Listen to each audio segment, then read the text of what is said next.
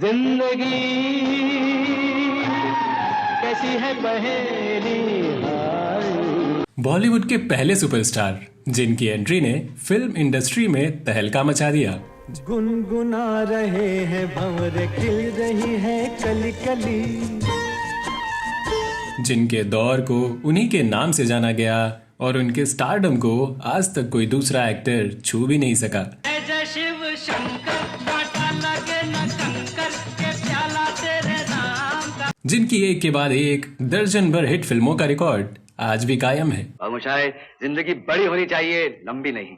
हद करते हो, मौत के डर से अगर जिंदा रहना छोड़ दिया तो मौत किसे कहते हैं? लेकिन क्या आप जानते हैं कि जब ये सुपरस्टार फिल्मी पर्दे पर नजर आते थे तो लड़कियां थिएटर में जैसे बावली हो जाती थीं और सामने इनकी गाड़ी दिख जाए तो उसे चूम चूम कर अपनी लिपस्टिक से लाल कर देती थी। प्यार दीवाना होता है, मस्ताना होता है। क्या आप मानेंगे कि लड़कियां इन्हें खून से खत लिखा करती थीं और इनकी फोटो से ही शादी कर लेती थीं। इन्हें देख कर जी रहे हैं सभी। और क्या आप यकीन करेंगे कि लड़कियां अपनी बॉडी पर इनके नाम के टैटू गुदवाया करती थीं, इनकी फोटो तकिए के नीचे रखकर सोती थीं और इनकी गाड़ी की धूल से अपनी मांग भर लिया करती थीं।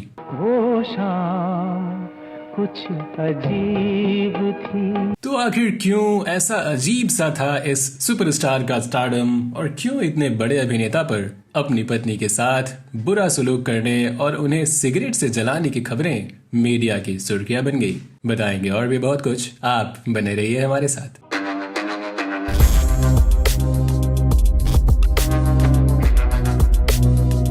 रूमानी अंदाज, शानदार अभिनय और एक के बाद एक कामयाब फिल्मों की झड़ी, ये वही शख्स था जिसे बॉलीवुड का पहला सुपरस्टार करार दिया गया। यकीन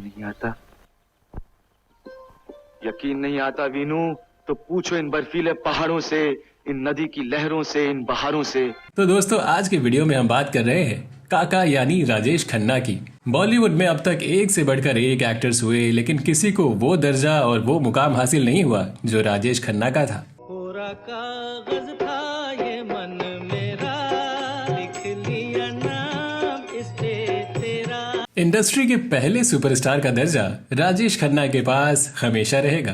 कभी कभी जानबूझकर भी खतरा मोल लेना चाहिए पुष्पा, लाइफ में तो कोई थ्रिल है नहीं। 70 के दौर का शायद ही कोई यंगस्टर होगा जो राजेश खन्ना से प्रभावित ना हुआ हो। गोरा रंग पे न इतना गुमान कर, गोरा रंग 2 दिन में ढल जाए। काका के फैंस से जुड़े किस्से आज भी इंडस्ट्री और आम लोगों में अक्सर सुने जाते हैं। 29 दिसंबर 1942 को पंजाब के अमृतसर में जन्मे राजेश खन्ना को उनके करीबी रिश्तेदार ने गोद ले लिया और बहुत ही लाड़ प्यार से पाल पोस कर बड़ा किया। राजेश खन्ना को स्कूल और कॉलेज के जमाने से ही एक्टिंग का शौक था। 1965 में यूनाइटेड प्रोड्यूसर्स और फिल्म फेयर ने मिलकर एक टैलेंट हंट किया था जिसके जरिए उन्हें एक नए हीरो की तलाश थी। फाइनल में 10,000 में से 8 कंटेस्टेंट चुने गए जिनमें राजेश खन्ना विजेता घोषित हुए और इस तरह से इनके लिए बॉलीवुड के दरवाजे खुल गए। ये कॉन्टेस्ट जीतने के बाद राजेश खन्ना को कई फिल्में ऑफर हुई, जिनमें पहली प्रदर्शित फिल्म थी आखिरी खत,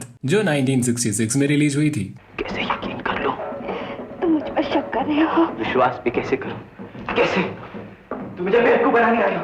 इसके बाद उनकी कुछ और फिल्में आईं, लेकिन इनमें से कोई चल नहीं पाई। तभी 1969 में उन्हें आराधना फिल्म का ऑफर मिला। गुनगुना रहे हैं भंवर, खिल रही है कली कली। ये वही फिल्म थी जिसने राजेश खन्ना की किस्मत बदल दी और उन्हें ग्लोबल पहचान दिलाई।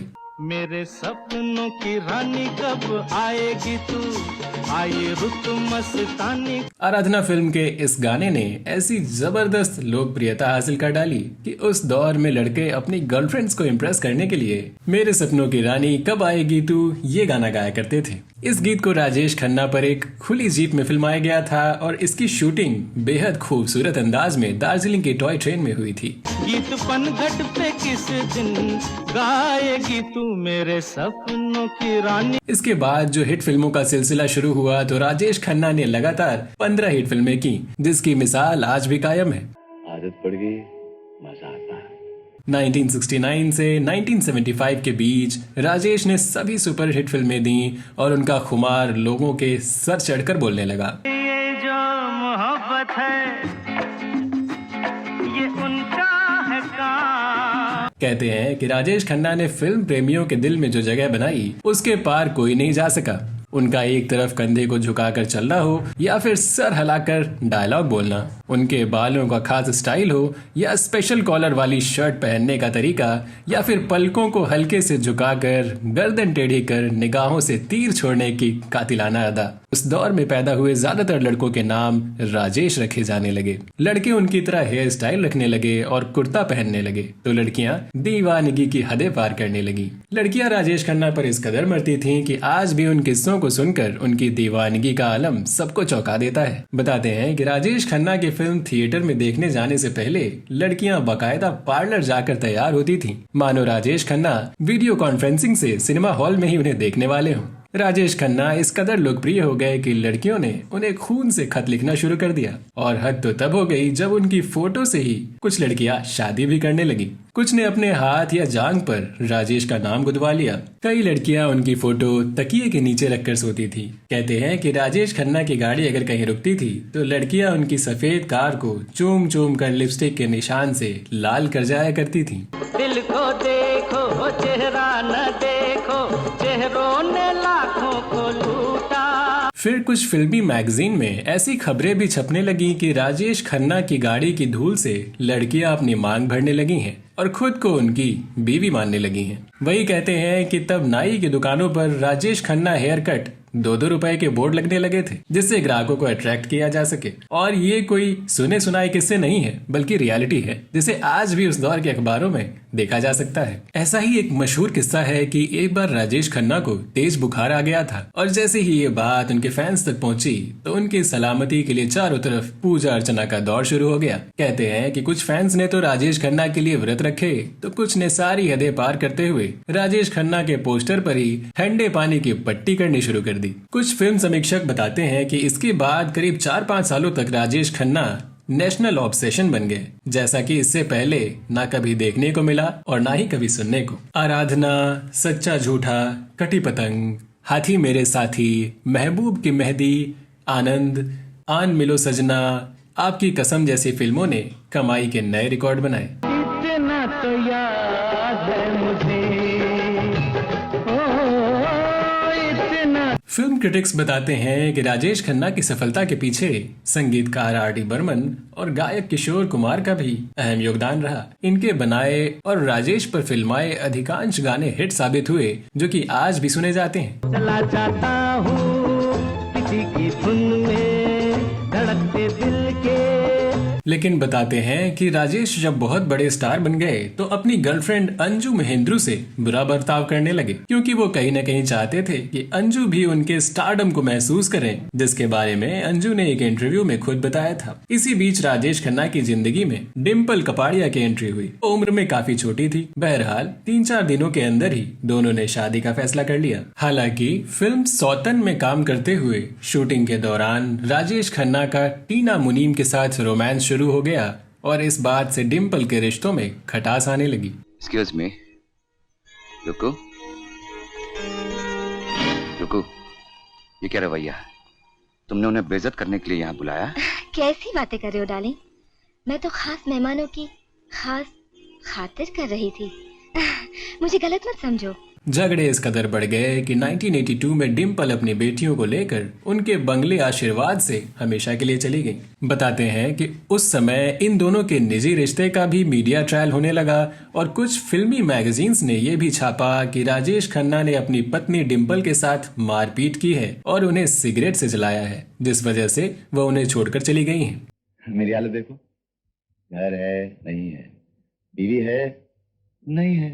कहते हैं कि जहां एक तरफ राजेश खन्ना अपनी सफलता को सही ढंग से मैनेज नहीं कर पाए, वहीं वो अपनी असफलता को भी पचा नहीं पाए, जिस वजह से वो मानसिक तौर पर ऐसी हालत में चलते चले गए कि फिर उससे उबर ना सके। लगातार असफल हो रही फिल्मों और तेजी से गिरते स्टारडम ने राजेश खन्ना को बुरी तरह से तोड़ दिया, और वो शराब और सिगरेट के नशे में डूब गए। ऐसे सती सावित्री पत्नी को घर छोड़कर आप यहाँ क्यों आते हैं? आप तो शरीफ आदमी हैं। पुष्पा, आदमी जितना शरीफ होता है उतना ही शैतान भी बन सकता है। वहीं राजेश खन्ना ने एक इंटरव्यू में बताया था कि डूबते करियर और निजी जिंदगी की परेशानियों से उबरकर 14 महीनों के लिए उन्होंने खुद को अपने घर में ही कैद कर लिया था, लोगों पर विश्वास करना छोड़ दिया था, नई फिल्में साइन करनी छोड़ दी थी और बस बुरे ख्यालों में डूब गए थे। कहीं दूर जब दिन ढल जाए सांझ की। बताते हैं कि अपने जीवन के आखिरी चरण में राजेश खन्ना बहुत एकाकी हो गए थे और उन्हें कैंसर ने जकड़ लिया था। 18 जुलाई 2012 को राजेश खन्ना इस दुनिया को अलविदा कह गए और इस तरह अंत हुआ बॉलीवुड के पहले सुपरस्टार का। दुनिया में लोगों को धोखा कभी हो जाता है। तो दोस्तों, आपके जहन में भी राजेश खन्ना से जुड़ा कोई किस्सा हो तो कमेंट सेक्शन में हमें जरूर बताएं। तो चलिए, बेबाक बॉलीवुड के अगले एपिसोड में एक नई कहानी के साथ आपसे फिर होगी मुलाकात। तब तक के लिए नमस्कार। आँखों में यारों का दिल खो जाता है।